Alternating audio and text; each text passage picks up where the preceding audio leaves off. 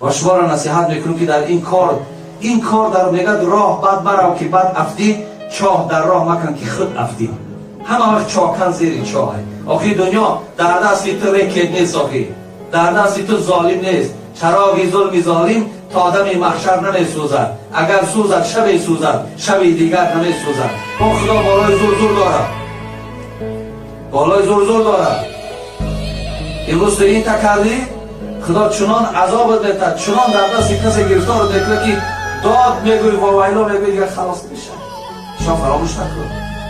این خدر هر بیشه گمان ما بلکه خالی است. شاید که پلنگ خفته باشد. این دنیا را خالی نمیدونه. این دنیا خدا داره، این دنیا خدا داره. خدا میگه من ظلم حرام کردم ولی مظلوم دوست میدارم.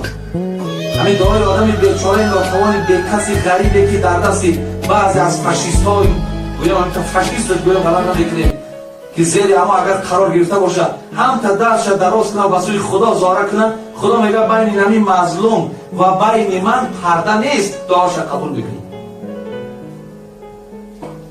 خداوند عزتتون دنیا و آخرت بلند کنه، مرادتون خدا بلند کنه. خداوند همیشه شما را سربلند نگه دارد. خداوند ملک ما را آباد کنه. خدا همه شما را صحت و سلامت به خاندانتان رساند. آمین یا رب العالمین. سلام علیکم و رحمت الله.